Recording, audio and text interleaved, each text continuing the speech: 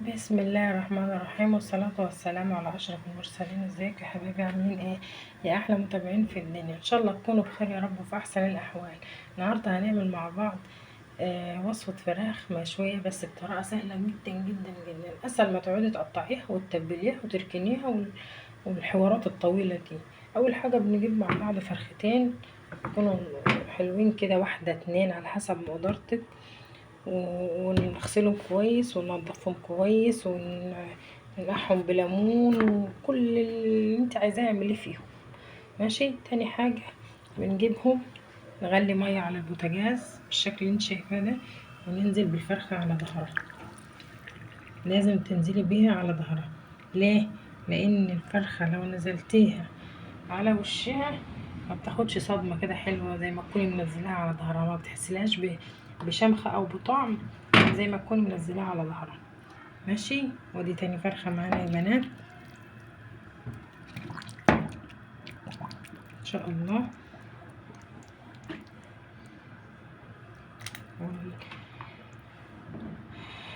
لا اله الا انت سبحانك اني كنت من الظالمين.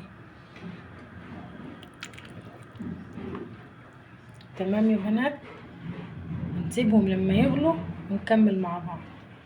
بنات هنعمل مع بعض تتبيلة الفراخ اللي هي نص مشوية دي اللي انا قلت لكم عليها. خدنا الفراخ معانا 3/4 سلقة خفيفة كده، وطلعناها بردناها ومسكناها قطعناها ورصناها في الصواني بتاعتنا، وهنعمل لها بقى الايه، التتبيله الخطيره بتاعتها اللي هتطلعها احلى من المشويه اللي بتقعدي تطوخي فيها من البدايه خالص وتاخد وقت معاك. تاخد بقى وقت في السوا ووقت في التتبيل ووقت في الفرن، تاخد لها قد كده وتخلص الانبوبه منك على ما تنشوي. لا دي سهله وسريعه وما بتاخدش وقت خالص وموفره للغاز كمان. بنحط تشكيله بهارات زي ما انتم شايفين بالشكل ده، من كل بهارات، من كل حاجة عندك، اي بهار عندك عايزة حابة تحطيه حطيه. وده روزماري فريش، دي بهارات فراخ مشكلة، دي بهارات فراخ، وده فلفل اسود وملح وبابريكا وكزبرة ناشفة وسبع بهارات وكمون ومكعب ماجي وبودرة ايه التوم اللي هو التوم البودر اللي بيقولوا عليه ده. وهنا معايا 3 بصلات و3 طماطمات وقرن فلفل، ودي كوباية شوربة، ومعانا معلقة صلصة ان شاء الله. ومعانا بقى طبعا اللي هنعمل فيه الليلة دي كلها الخلاط. هنحط مع بعض هنا البصل قطعناه والطماطم والفلفل مع بعض، هنحطهم هنا في الخلاط.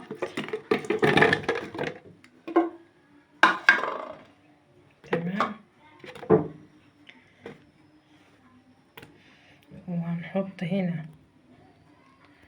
كوباية الشوربة،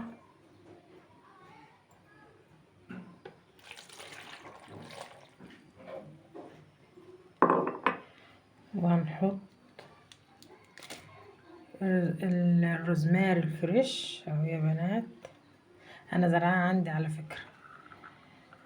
ومعانا تشكيلة البهار الجميلة ديت هنحطها مع بعض.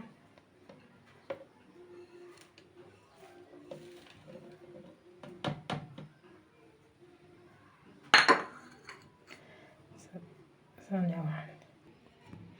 وهنحط مع بعض هنا معلقة الصلصة، نحط كمان شوية،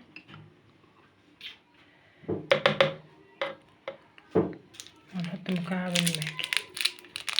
لو حابة تستغنى عن الماجي براحتك، حابة تستغنى عن اي مكون عادي برضو براحتك، مفيش اي مشكلة. ونضرب في الخلاط. هنا يا بنات ضربنا مع بعض التتبيلة، نحط لها بقى شوية زيت. انا مرضتش احط الزيت قبل ما اضرب علشان بيتقل الخلاط شوية معانا، بيتقل الضرب يعني، فانا بحطه بعد الضرب. وبنحط كمان مكون اساسي برضو مرضتش احطه في الاول عشان ايه تركزوا معايا فيه، عصرة ليمونة. نجيب ليمونة ونعصرها، بتحوش الزفارة يا بنات بتاع الفراخ وتخلي طعمها تحفة. حابة تحطي معلقة خل بدل الليمونة ماشي براحتك، مفيش اي مشكلة، انتي ومزاجك وكيفك.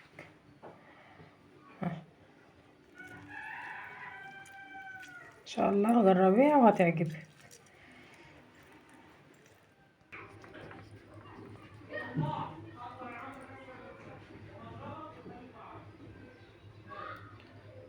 افصل يعني. هنا يا بنات هنبدأ نحط التتبيلة بتاعتنا على الفراخ بالشكل اللي انتوا شايفينه ده.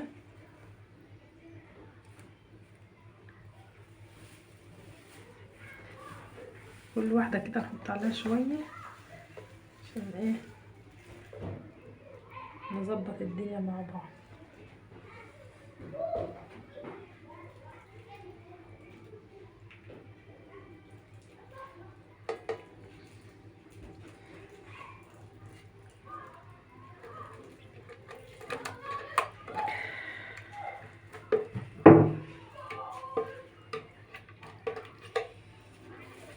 تمام.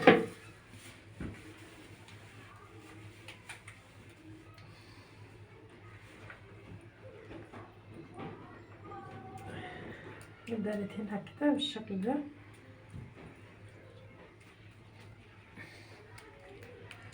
هتطلع معانا ان شاء الله اكنها مشوية من البداية خالص، بس هتوفر معانا بقى ايه الساعة ولا الاتنين اللي هتنحط في الفرن يتشوي فيها. توفر معانا وقت وتوفر معانا طبعا في غاز وفي كل حاجة.